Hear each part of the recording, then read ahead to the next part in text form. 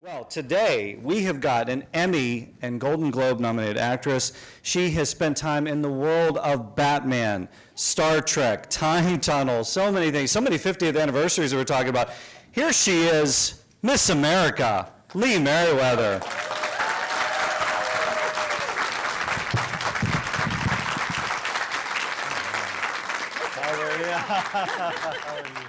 Have a seat here. Thank you. Miss America. You will. Well, you're always Miss America, right? I mean, that's like president, right? You don't. It's yes, we are forever Miss Americas. It used to be, former Miss Americas, but all of a sudden people are saying, wait a minute, former, I'm still Miss America of a certain year. And so that's one of the gals complained, and so we got to the status of forever Miss America. I was just saying, aren't you always like the ambassador of, because I mean, even today, you're still doing things. You're still affiliated, and you still go. And Yes. so, I just came from just in September. I was at the pageant, and it was wonderful. It was really okay. great. We had Okay. So 1955, you're Miss America. You're crowned Miss America. First televised yes. Miss America pageant. We talked about this on Comic Book Central when you joined me too. So what, you didn't, well, first let's, I want to step back because you weren't like, you didn't have a stage mom and like pushing you into these things. You no. sort of like fell into Miss America, right? Tell us that story and how you became Miss America. Well, I would never have entered the pageant. On your own. You grow up with a brother that makes fun of you, and you overhear boys talking about you in a cloakroom somewhere, and so who wants to go out with her? She's too flat-chested, that sort of thing. Oh yes, I grew up with that. I was gawky, gangly, not particularly attractive, and so no, I would never have entered. And I was in City College in San Francisco. Thank heavens for a friend, because I was on my way to my radio class where I had to have a final. I had to write and produce and direct a 1-hour radio show. And so I had albums with me that I'd chosen to play during sinister scenes in this.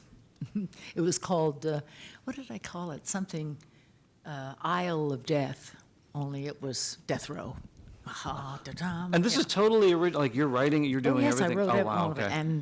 okay. So I have these albums, and Jerry Chrisman, who I'd gone to high school with, was taking the class as well, and he looked at the albums and he said, "Oh no, you're not going to do a record pantomime, are you?" And I said, "What are you talking about?" And he said, "Well, it's for the Miss San Francisco thing." That's how I found out. Oh, wow. Okay, so Miss you didn't know what any of that were. What do you mean? Somebody had put your name in on this. A fraternity had nominated me because they didn't. I found out years later. It never made sense to me until I think we had a reunion at the college, and a very handsome gentleman came up to me and said, "Our fraternity is responsible for you being Miss America." I said, "Oh, really?" He said, "Well, we didn't have an African-American sorority at our college."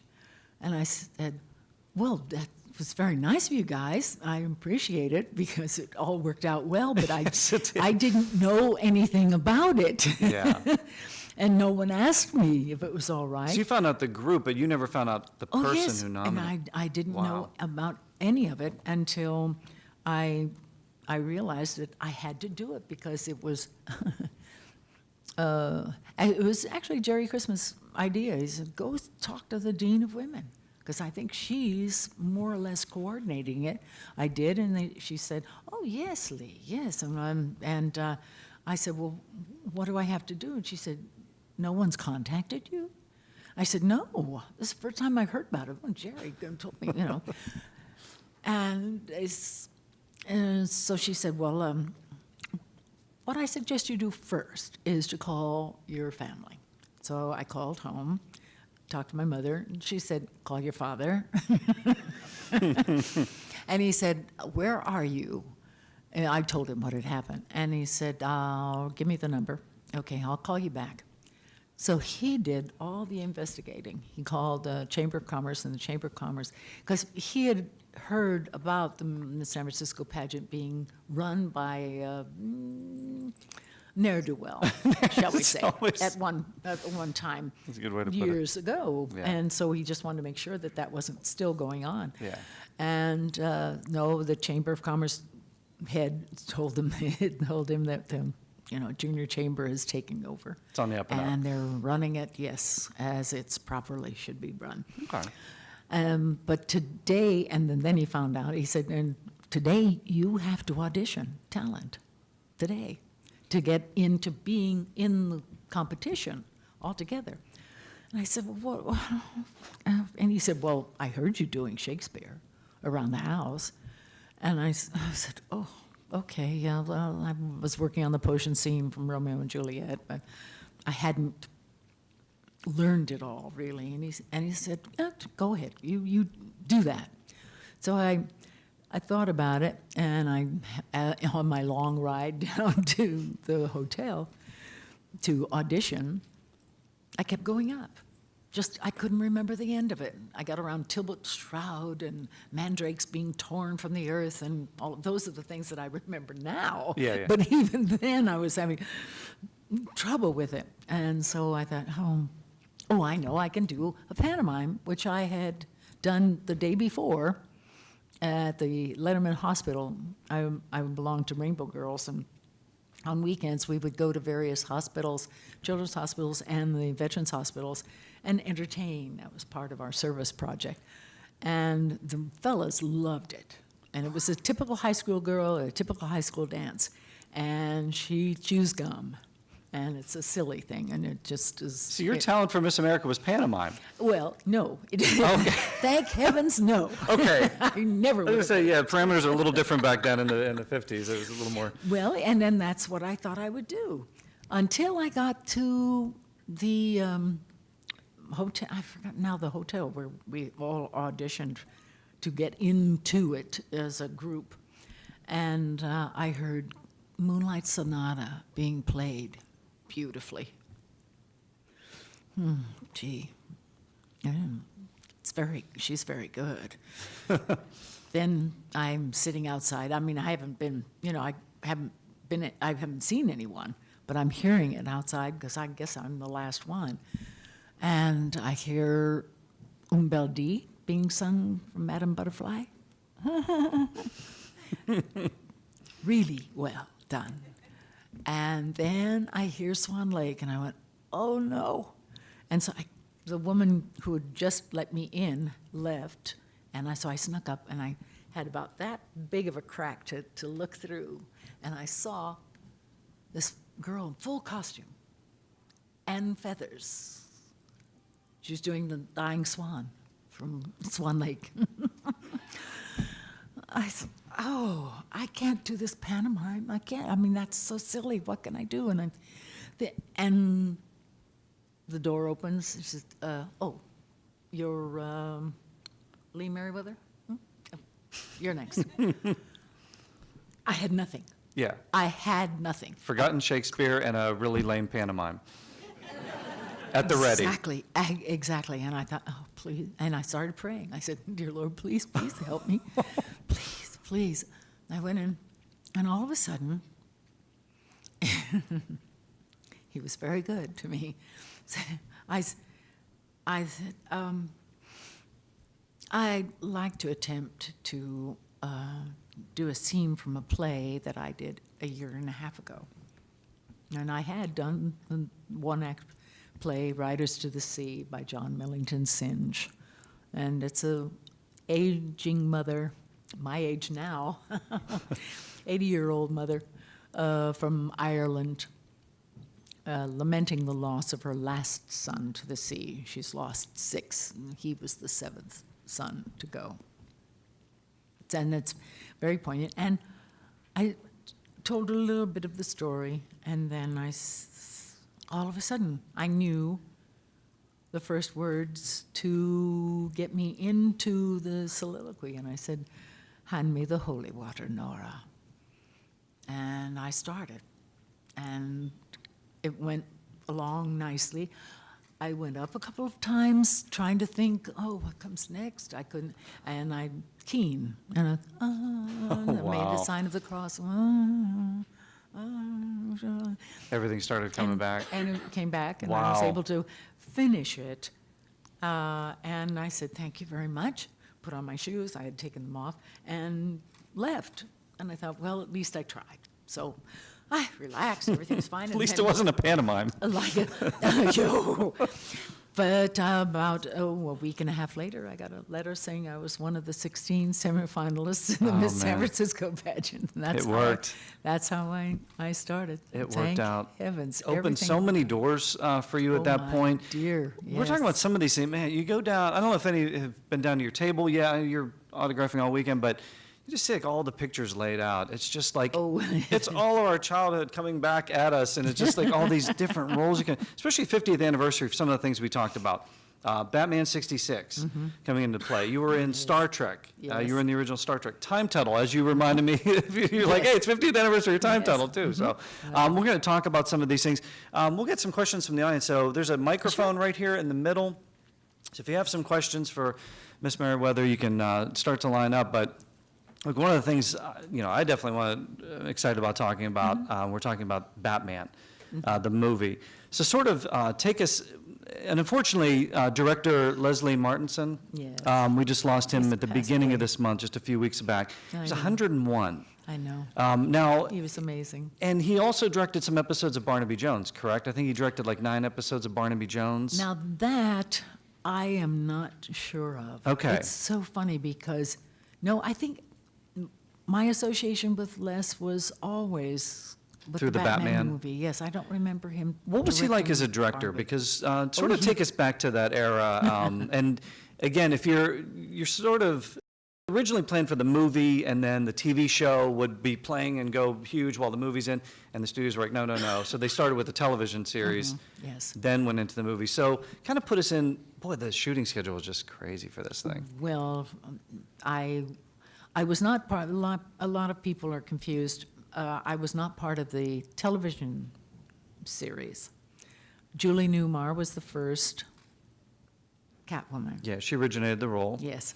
And then when it came time to do the movie, Julie was already signed to do a movie, I think. was with McKenna's Gold? Charlton McKenna's Gold, I Heston's- think. Yes. Yeah, she was out there. And so they put out a call to all agents, send us your girls, because we are looking for a We need a Catwoman. Catwoman. And my agent called me. I couldn't believe it. I said, for Catwoman, well, isn't Julie Newmar going to be doing it? Because I was a fan by that time. I had watched the show any number of times. And he said, no, I guess not. And I said, wow, okay. Yeah, sure, I'll read for it. Do I get a script ahead of time and so I can work on it a little bit? And he said, they'll give you sides. You get no description of the character, nothing, just some dialogue pieces and everything like that. You don't get any background at all. But I knew from it that she was a Russian. She was faking to be a Russian correspondent, and so I got to do Kitanya, Irenia, Tatanya, Korenska, Alasov, and my friends call me Kitka. Love that. So I Thank got- you very much for doing that. Yeah. You did that for me on Comic Book Central, and it's just I So haven't I forgotten it. love doing that. That role was just so easy for me. I had grown up with cats, and when I auditioned, I sat. They graciously gave. Usually, you get a hard bent chair kind of thing to sit on when you're going to audition, or they make you stand and audition, and carrying the script and everything like this. And so, but this was nice, overstuffed, big chair, and so I just sat down and I started,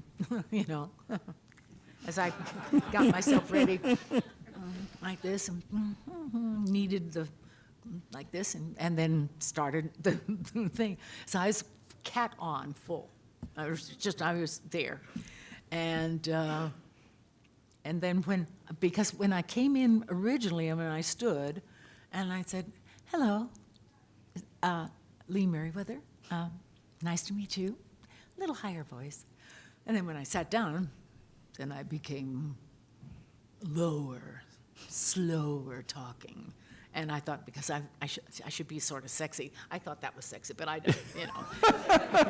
I was so naive about everything in Hollywood.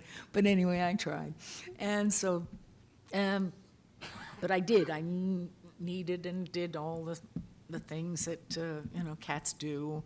And as I left, I said, thank you very much. I got up. And as I left, I think it was Les Martinson's voice. I didn't tell her to do any of that. Because I did do this quite a lot, Yeah, Adam West is on the during director's reading, commentary saying you came in and cleaned your fur. Yeah. And other things the producers liked, and I just was like, okay, that's to be a fly on the wall in that room, but. So, yeah. So luckily that it all Got you worked. the gig. What was he like as a director? He when was really nice. 'cause I know you're moving fast through the thing, so, but Oh, he's. yes, he did. A time is money. Yeah. Was the first time that I ever heard that What kind of expression. direction was he giving you as Catwoman, or? None. Oh, None as wow. far as what I want from you, no. Okay. He just let me go as I did. Oh, wow. And he didn't attempt to make Burgess do anything, or Caesar, Romero, even Adam.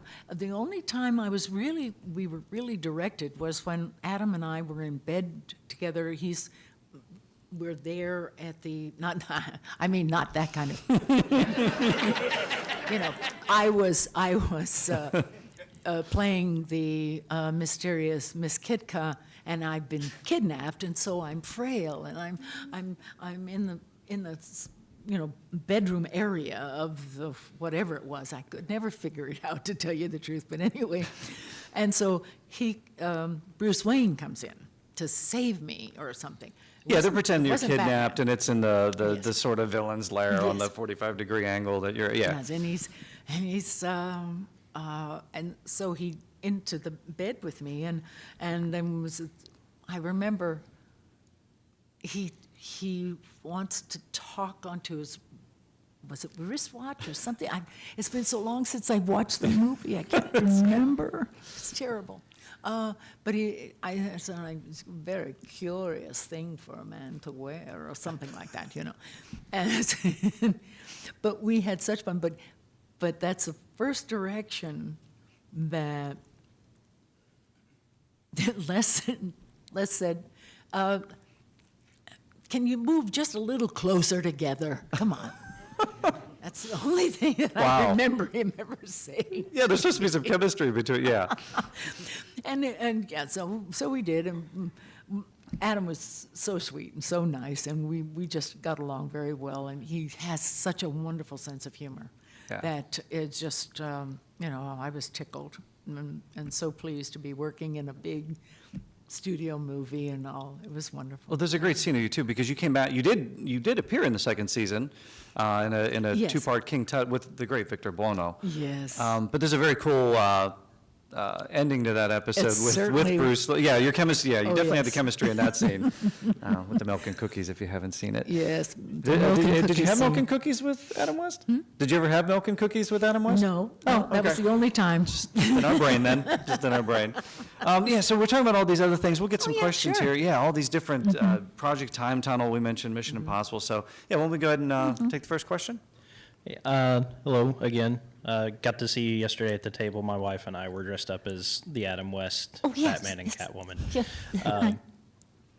I was just wondering if you felt any real pressure kind of stepping into that role, because by the time the movie came out, the show was already a giant success, and like it's well known that Julie Newmar had established that character. Did it weigh on you at all? Just like, oh my gosh, I really need to do a good job with this? No, it's so funny because they wanted me to watch a piece of film that Julie had done, and I said, "All right, I'll look." And I said, "Oh," but they didn't play the sound. I didn't understand that. I don't know why they didn't, but I saw how she moved, and I said, Oh, well, she is because I knew she was a dancer. She had been a dancer and dancer on Broadway too. And I said, I'll do my best. That's all I could say. Thank you. I'll try. And it all worked out, So, and Julie and I are really good friends. We've been at conventions along the way. First time I sat next to her. First time ever to sign autographs, and I started to write my name, and then I started to write Catwoman, and she went, I signed Catwoman. And I said, oh, right. So that's why I do cat face nowadays. Oh, wow. I just do this cat face, and it's actually faster than writing out Catwoman. So it That's makes funny. it really nice, when there's a long line. So now we know which one's yours and which one's Yes. Julie's. Oh, yeah. So, Yes. but she wasn't being catty about it, Oh, was she? no. It was, but she was first. a horrible job. I No, know. no. It's horrible. No, she was first, and I understood. And plus which she had lovely penmanship, and she wrote it beautifully, and so I wasn't worried at all, and I would just draw cat face. That was good. How tough, or what's the challenge for you as an actress stepping into an iconic role, somebody else's? So we'll be right, like Catwoman, Lily Munster, you came in, what was it, 22 years after the Yes, original one, the which I thought was original. interesting because I think Batman was the sort of the death knell for the original one. They were going head to head and the ratings, and then you come back and yeah, it's just strange how those things all work out. But what's the challenge for you as an actress coming into these established roles that are so ingrained in our brain and then making it your own? Because you had 2 more episodes of The Munsters than the original one Yes. did. So you actually Yes. went longer. Well, it was. I had watched some of the Munsters early on. I don't know why I didn't. Possibly because I was doing a lot of theater, and I just didn't get to see. And we didn't have nice cassettes and everything that you can play and or copy or anything. So I missed out on a lot of episodes. But I remember her, and I just thought, oh, if I could just float like her, because I remembered that. And so I just tried to skim the floor as I was going around and we did that show before a live audience. Wow. Luckily, all of us, except for the 2 youngsters, had film experience and stage experience combined. And so that it eased difficulties, I think, that we would have had otherwise. Yeah. So And that's it got to be was tough fun. too, because if something works, it's like if something bombs, like right away. Oh, yes. You get the live audience there. So And they that's got to did- put a little extra pressure on you as an And they actress. did tape it ahead of time without an audience, just for a dress rehearsal, but they would have it in case something went wrong. They'd have really a good thing with no one laughing or ha ha ha in the background. Laughs where they're made would be in the Friday night when we have a live audience. So it was quite exciting. It Yeah. was great fun. Well, it's fun to watch. It's nice we got extra Munsters after, to continue on in color too, Oh, which was very cool. darn, Next yeah. question? Yes. Pleasure to meet you. Thank you. Nice to meet you. Check this off the bucket list. I'm talking Miss America. My mom introduced me to your career before the Catwoman appearance. I remember you first on my TV screen in Barnaby Jones, and I thought that was just a really, really good TV show. Me and my mother watched it together and enjoyed it quite thoroughly. What I find really interesting, and I wonder if you had any theories, is that show and a lot of the Quinn Martin shows seem to be buried treasures. You can't see them anywhere. They never really got picked up by local television stations and run or TV Land very prominently. Do you have any theories on that or any thoughts of why that might be with such a great show as Barnaby Jones? I have a feeling that Barnaby Jones was kept in some kind of because of Quinn Martin and Paramount.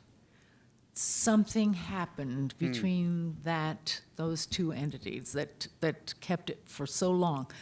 They do have now, which my daughter, one of my daughters, my oldest, gave me for Christmas, the entire Barnaby Jones episodes, all of them, 7.5 years worth. Right. And that was a treat to have. But I never knew. Yeah, it just really quickly, it always seemed like the Quinn Martin ones, Mannix, all of them were, you can't find, they're buried Yes. treasures. And I did read that Yes. the full Barnaby Jones set has been released on DVDs and available to the public. Yeah. So that's really great. It's a pleasure, thank you. Oh, thank you. Thank you. Next question? So you've been in Star Trek and Batman and the Munsters. What's it like being in so many like fandoms of just being everyone, pretty much? It's been such a good time. I don't regret or even, I'm not even sorry about any of them. No, I've had incredible luck. I have wonderful characters that I played, and I enjoyed them while I was doing them. Enjoyed working with the people. They were all really genuinely nice people. I've done films with Buddy Ebsen, not Buddy so much as not films, but the television series ran for many years, 7.5 years actually, and. I'm thinking about, oh dear, what was it? Just went away. Lost to the mist of time, up in the cloud. It did, it just went away. But I have been incredibly lucky with the characters that I've been given to play, and I've had wonderful times on stage working with other actors. And I've been in musicals. Not many people know that. I've done Hello, Dolly, Mame, several times. And I Do, quite a long time with my husband. And then, oh dear, what's the other? Little Night Music. I've done that musical too. Do you So- prefer stage acting, or do you prefer movies? Do you prefer television? If you had a choice? Because I know you did a If I- one-woman show recently too, didn't you play like Yes. 26? 20, yes. 26 different characters on stage? In an hour. It's the women of Spoon River, their voices from the hill. So Edgar Lee Masters wrote a series of epitaph poems in the late 1800s, early 1900s, daily in a newspaper. And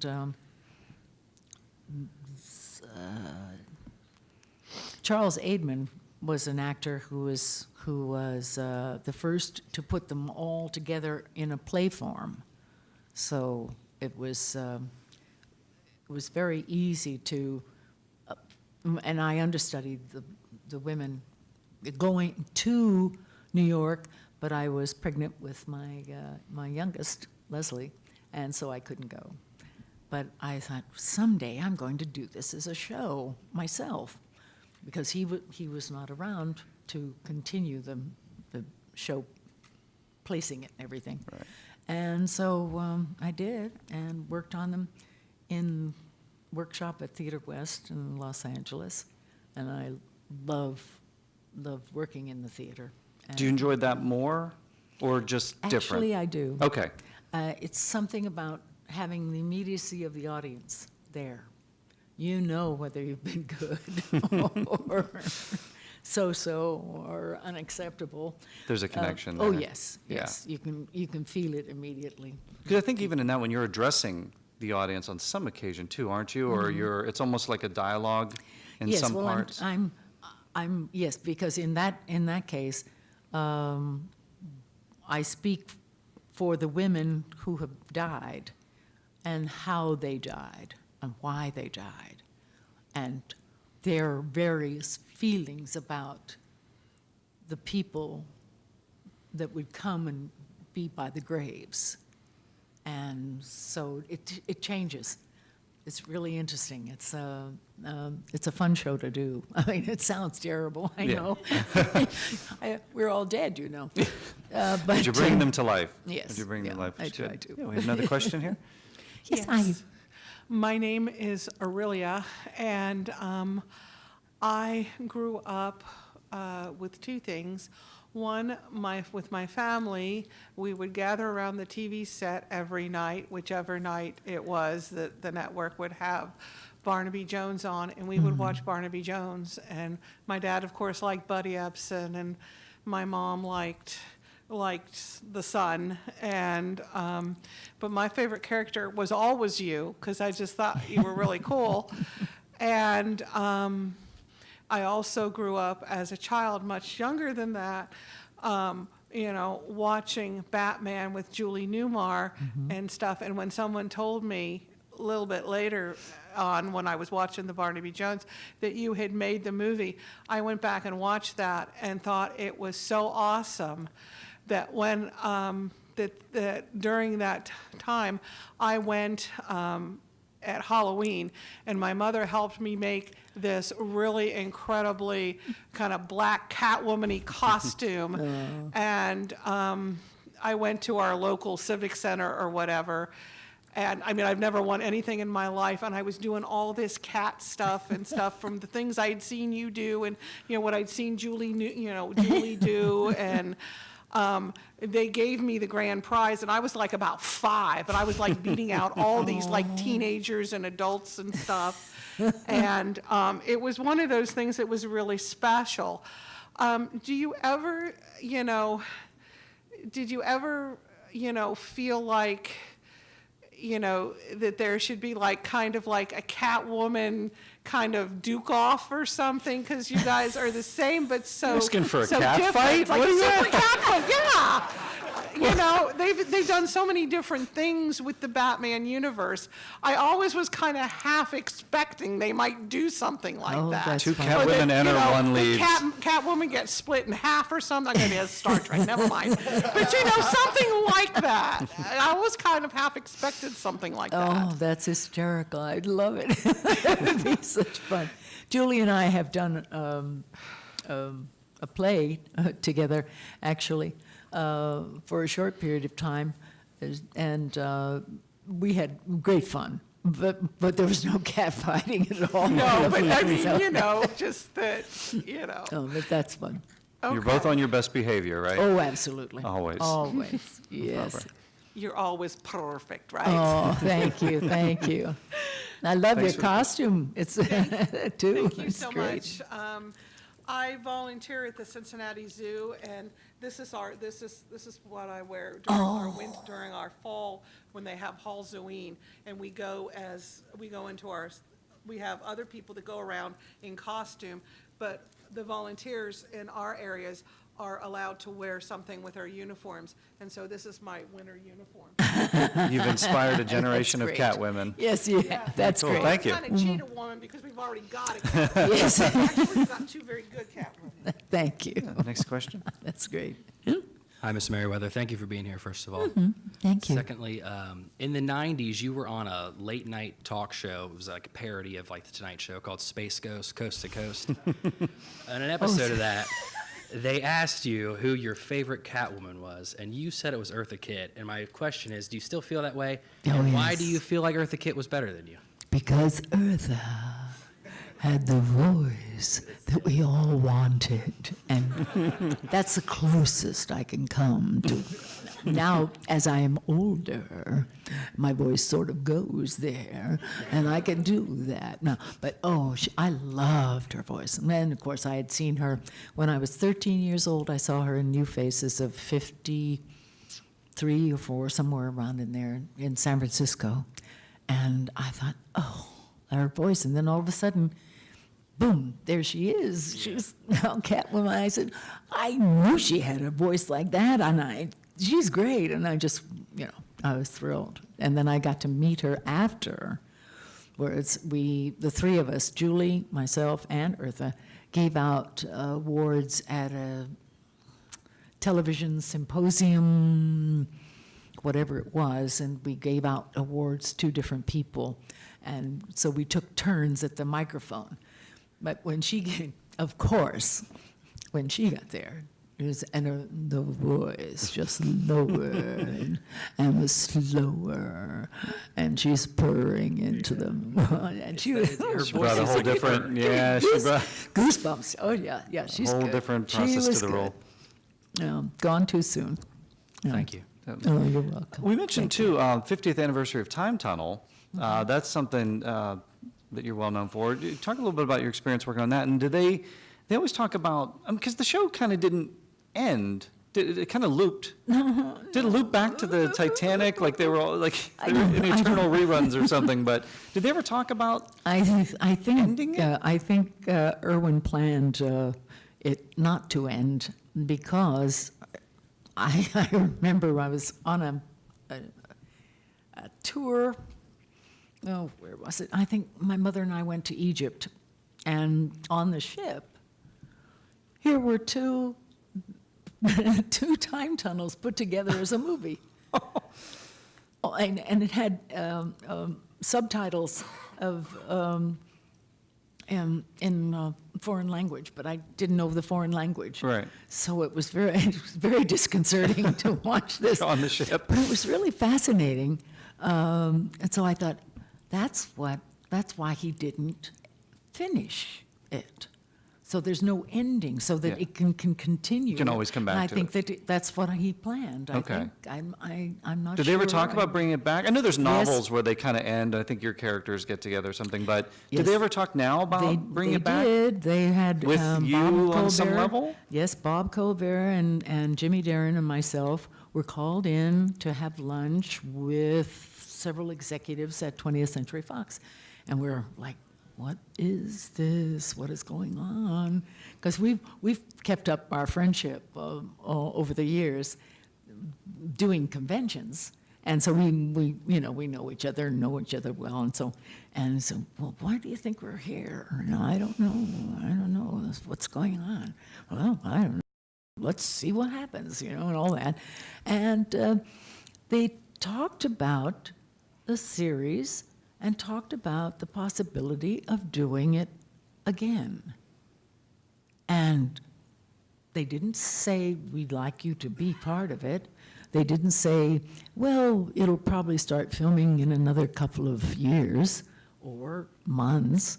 They didn't say anything. They just said, we're thinking about it, and nothing ever happened. Oh, wow. Okay. So that's still out there, I don't know what. along with our time travelers, but. Yes. Okay. So, but there is an interest in bringing you folks back on some level. I think so, but I'm not sure. Okay. We may have been auditioning during lunch.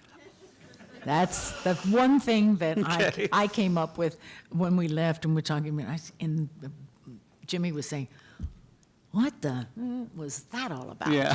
That's And, craziest lunch ever. I don't know.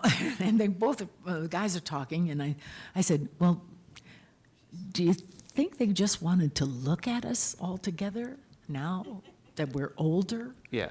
And he said, now this was quite a while ago, and I looked a lot better than I do now. I And so. can't imagine that on any level, but yeah, but. Okay. Well, I know how I look. But anyway. I won't argue with Catwoman. And so I said, do you think that would be it? And he said, yeah, might have been. Might have been. And then Jimmy, come on, let's go. Let's go for a drink. Let's go have a drink. Well, they're still out there. It's it's kind of like Quantum Leap before Quantum Leap was Quantum Leap. So, who knows? Maybe they'll meet Scott Bakula Yeah, out in you the never midst of can. time or Yes. something, and hopefully we'll see you guys back. Look, we've got a few minutes left here. We do want to wrap up with one project. If you listen to Comic Book Central, you know that I have a completely unhealthy obsession with the television game show Match Game. I don't know if anybody out there is a fan of Match Game at all. You were on Match Game. We talked about this. You played Match Game with me on Comic Book Central, which was very nice of you. You're very kind to people, especially hardcore nerds like myself. So I appreciate that.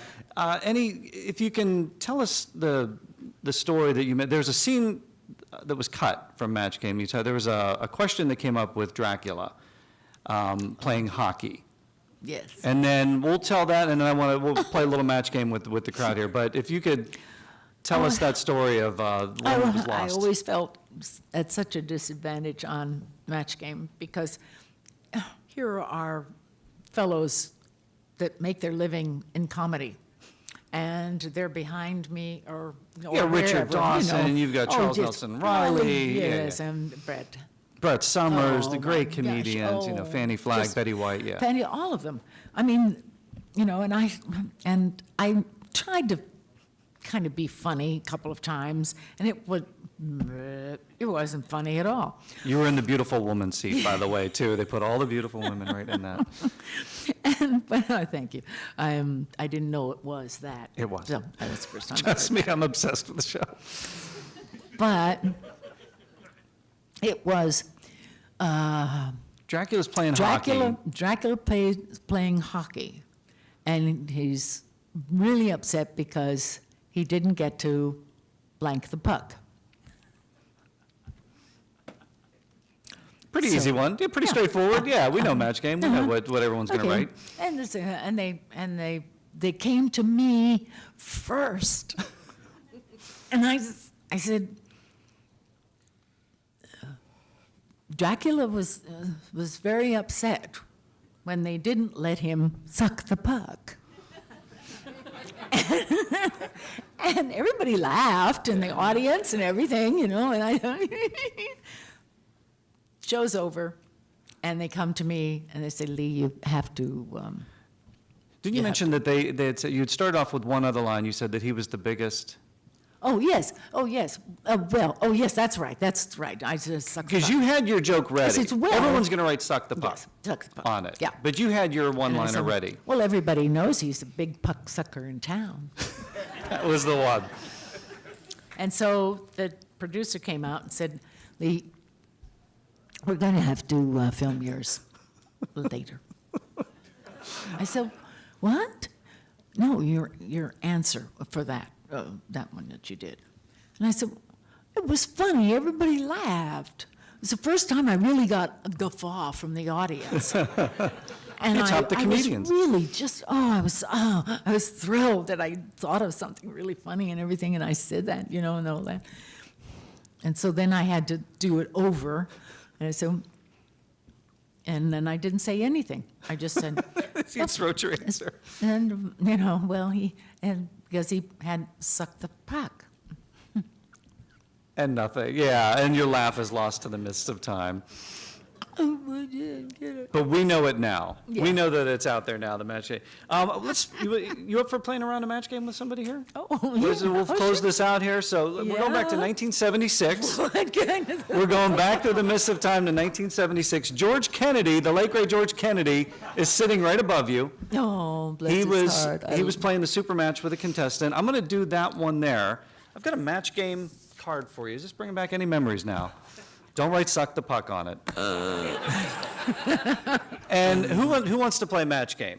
Who wants to play around a match game? We're going to get an autographed. This guy right here put his first hand up. So yeah, come on up there. I'm going to jump down real quick here. This is going to be. I'm going to say the answer, and you have to fill in the blank. You do not say your answer yet. So you're going to write it down. You're going to give me a verbal response, but you can't. Let her write down. Then once you're done, it'll be easy. Trust me. I'll take good care of you. I'll take very good care of you. Where is he going? But I don't have the very long mic here. Or the hair, or the nice suits or anything. So. All right. What's your name? John. I'm John. John. Okay. This is going to be, now we're going to go back. Okay, I will just give you, this is the great George Kennedy. It was, and you'll turn to me, turn this way. Yeah, you can't see what she's writing because you can't cheat. Okay. Blank web. Blank web. W-E-B. So however you would fill in that blank web. And don't give me your answer yet. We'll see if you can match the great George Kennedy, too, in the process. I don't have the match game music, so you guys will have to hum that in the background. So, blank web, W-E-B. Do you have your answer down? Okay, you can turn around. How would you fill in that blank? Blank web. Spider. Spider. Okay, so we're going to go to the great Lee Meriwether playing match game for a signed Catwoman picture, and this man's hopes and dreams are resting on everything here. Jack Webb from Dragnet. I didn't even think of Lee, I was gonna say cobweb. I didn't think of smart. George was right above you. You wrote Spider. You'll still get the picture anyway, though. We're still going to get you the Did I picture. give him- Was it to John? Yeah, it's J. It's John. John, J-O-N? Good job, John. J-O-N.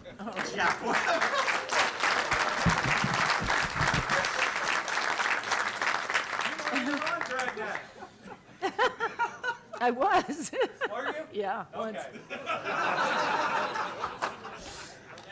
I can't do that much research. I was always match Brett Summers. Always, look, I always have a drink when I'm watching a match game for Brett Summers, in honor of Brett Summers, so. Oh, bless That her was heart. very nice of you to do that, thank you. Thank you for playing match game with John, thank you for playing match game with the crowd, thank you for playing match game with me on the show, too. She is, how dumb is she? The website, while you're filling that out, it's leemeriwether.com. Twitter is @LeeMeriwether. Facebook is the Lee Meriwether fan page. So anything you've got going on, if they revive Time Tunnel, we're going to find out about it there if they bring you back. So that was awesome. Thank you so much for playing along. Thank you for being in Cincinnati. And just, man, thanks for talking to all I of us. enjoyed it. Folks, the great Lee Meriwether. Come on. It's Miss America. That one's mine. That one is mine. That one is my official one. Lee, thank you so much. Thank you.